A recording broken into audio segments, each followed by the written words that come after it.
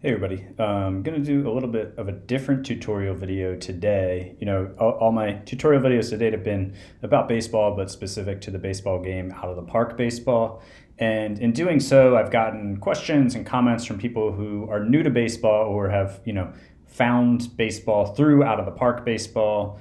And people have had just general questions about baseball instead of questions specific to the game out of the park baseball. So I wanted to do a series of videos on just general baseball tutorials, and this is going to be one of them. I'm going to start with hitting stats, and this video, for people who've watched my Out of the Park video, it'll be somewhat similar to a video I've already done, but the reason I'm wanting to do it as just a general baseball tutorial too is because this is going to be just a launching point for other baseball tutorial videos. So with that being said, today I'm going to go over basic hitting stats that you can use to evaluate baseball players, major league hitters. The goal at the end is just you'll kind of have a general understanding of maybe a few really important stats that you can use to evaluate Major League Baseball hitters, and really hitters anywhere where these type of stats are tracked.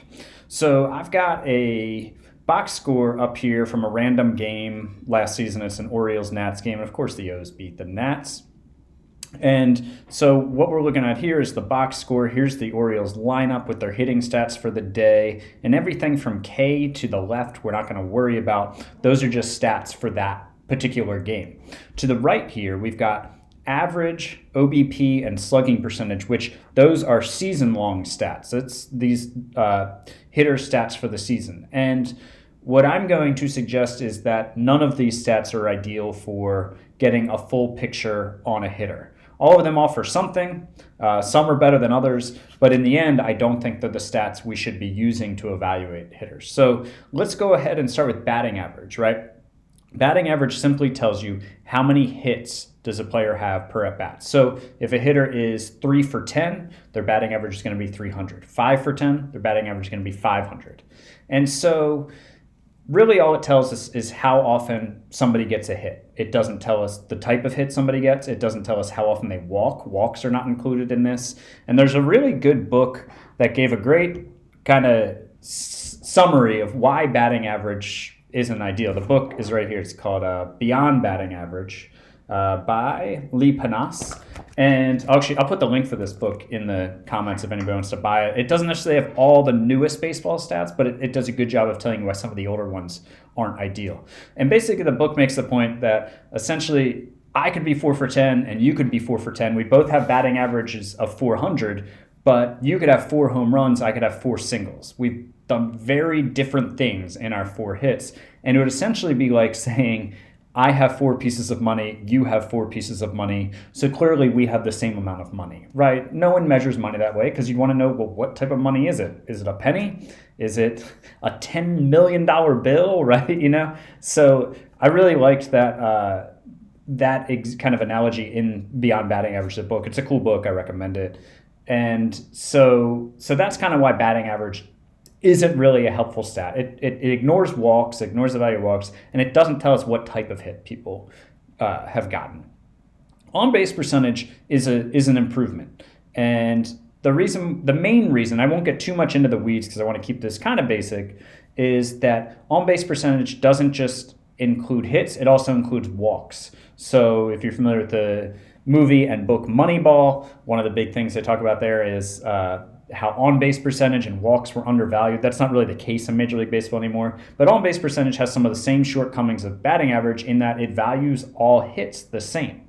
So then we move along comes slugging percentage. Slugging percentage actually differentiates between the type of hits.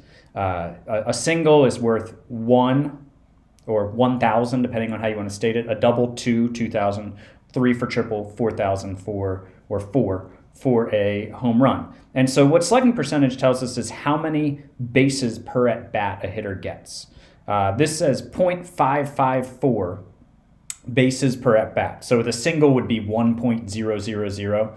So slugging percentage of .554 is about half a base per at bat. And so this is a little bit better, right? Because it differentiates between the type of hit, right? It does make a home run better than a single. It does make a triple better than a double. But The truth is, a home run is not actually 4 times as valuable as a single. So its weighting hits differently, but not accurately. So that's where slugging percentage kind of falls short.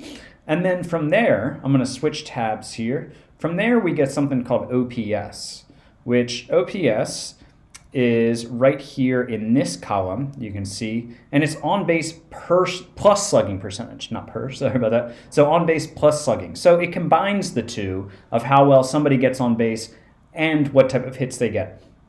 But there are some issues with on base percentage in that, one, it doesn't value getting on base versus getting extra base hits properly. And it also has the same issues of it values on base, the troubles we talked about there with how it doesn't value hits differently, and slugging percentage with how it doesn't weight properly the differences in value between different types of hits. So that's one of the issues with OPS, but also the thing with OPS, and this is Baseball Reference, it tells you the league average OPS per season. So you can see in 2014, a league average player had an OPS of 700, and in 2020, they had an OPS plus of 740.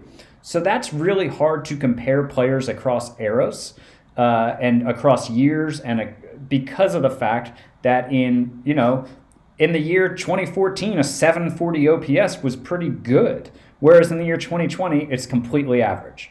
So that's why another reason why OPS is problematic. But since baseball fans and stat geeks are really smart people, there is a way to adjust OPS for era and adjust it for other things such as the park that somebody plays in, if a guy's in a hitter-friendly park. And that is something called OPS plus.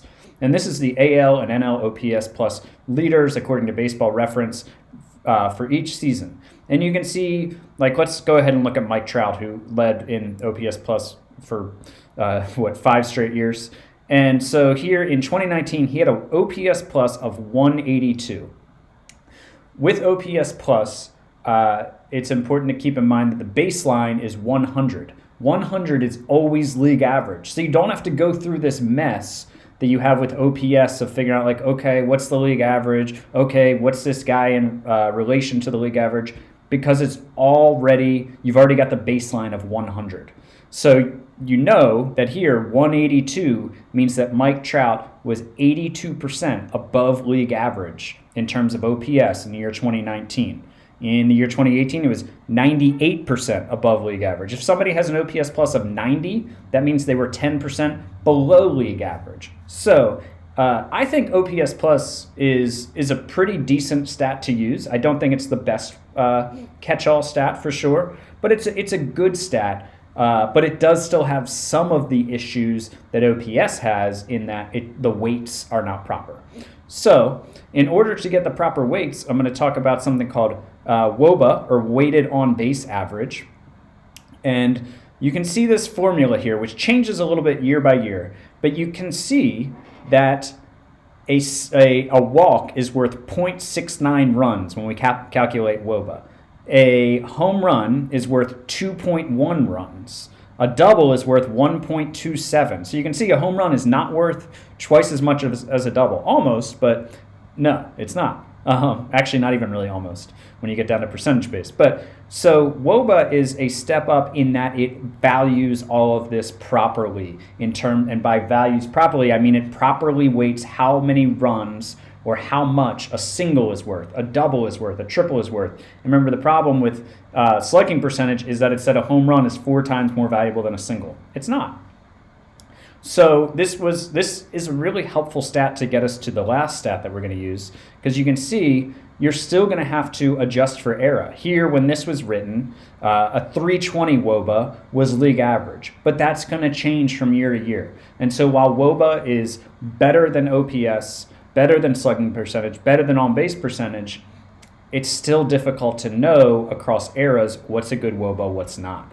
So that's why I want to introduce you to weighted runs created plus, and this is Fangraphs that I'm on, which is a great site. And so weighted runs created plus, you can see, is a pretty complicated formula, but we're going to go down here and see that it includes WOBA. So what we get with weighted runs created plus is a stat that properly weights the runs according to how much a single is worth, a double is worth, a home run is worth, and then it just adjusts to league average. So much like OPS plus, 150 means 50% above league average, 200 means 200% above league average. Weighted runs created plus is the same way, and it adjusts for ballpark factors. So somebody playing in a hitters friendly ballpark will be not penalized, that's not the right word, but will be deducted a little bit. Their weighted runs created plus, their 40 home runs or whatever might not mean as much as a player who does it in a very pitcher friendly park. So that's why weighted runs created plus, I think, is the best stat to evaluate hitters. Now, there are other stats you're going to want to use, right? You're going to want to use walk percentage, strikeout percentage, WAR also includes defense. And then there's a whole lot of data called StatCast data, which I'm going to get into in a future tutorial video, that you can evaluate hitters by. But if you just want to evaluate how good a hitter is relative to his league, I recommend weighted runs created plus. And here I'm going to show you, here's Manny Machado's Fangraphs page. And boom, right here, weighted runs created plus. You can just see how he is. If you go to the Fangraph leaderboards, you can do the same thing. I always recommend sorting by weighted runs created plus. Now, WAR is another great catch-all stat. We're not talking about that today. I'll do that in a different video. It just it puts defense into the equation too. But weighted runs created plus, just to again hammer home the point, here in 2012, Manny Machado was 3% below league average because he's 3 below 100 at 97. And in 2020 with the Padres, he was 48% above league average because he had a 148. So again, just to recap, weighted runs created plus, it adjusts to the era, it adjusts to ballpark, and then it also properly weights how much better a home run is than a single, double, or triple, which again, slugging percentage doesn't do. So weighted runs created plus. If you have any questions about it or any feedback, feel free to let me know in the comments. And like I said, I'm going to do some more general baseball tutorials coming up, including one on StatCast data and Baseball Savant, barrel percentage, all that fun stuff here soon. But that's all for this one today.